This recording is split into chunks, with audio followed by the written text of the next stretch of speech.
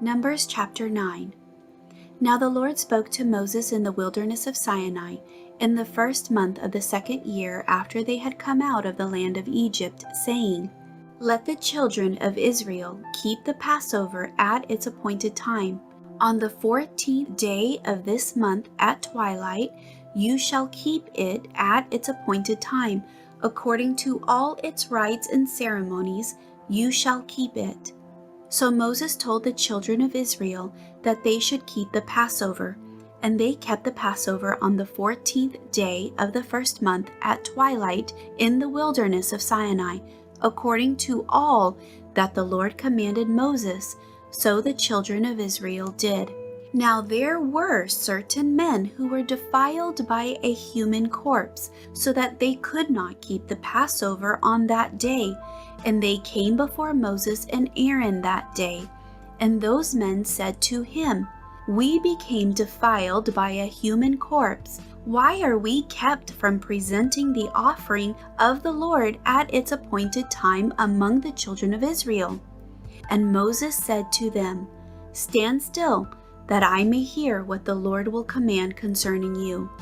Then the Lord spoke to Moses, saying, Speak to the children of Israel, saying, If any one of you or your prosperity is unclean because of a corpse, or is far away on a journey, he may still keep the Lord's Passover. On the 14th day of the second month at twilight they may keep it. They shall eat it with unleavened bread and bitter herbs. They shall leave none of it till morning, nor break one of its bones. According to all the ordinances of the Passover they shall keep it. But the man who is clean and is not on a journey and ceases to keep the Passover, that same person shall be cut off from among his people, because he did not bring the offering of the Lord at its appointed time. That man shall bear his sin. And if a stranger dwells among you and would keep the Lord's Passover, he must do so according to the rite of the Passover and according to its ceremony. You shall have one ordinance, both for the stranger and the native of the land.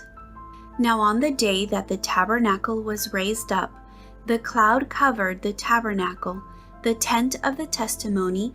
From evening until morning, it was above the tabernacle like the appearance of fire.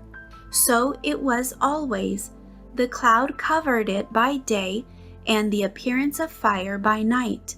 Whenever the cloud was taken up from above the tabernacle, after that the children of Israel would journey. And in the place where the cloud settled, there the children of Israel would pitch their tents. At the command of the Lord the children of Israel would journey, and at the command of the Lord they would camp. As long as the cloud stayed above the tabernacle, they remained encamped. Even when the cloud continued long, many days above the tabernacle, the children of Israel kept the charge of the Lord and did not journey. So it was, when the cloud was above the tabernacle a few days, according to the command of the Lord, they would remain encamped, and according to the command of the Lord, they would journey. So it was when the cloud remained only from evening until morning. When the cloud was taken up in the morning, then they would journey, whether by day or by night. Whenever the cloud was taken up, they would journey. Whether it was 2 days, a month, or a year that the cloud remained above the tabernacle, the children of Israel would remain encamped and not journey. But when it was taken up, they would journey.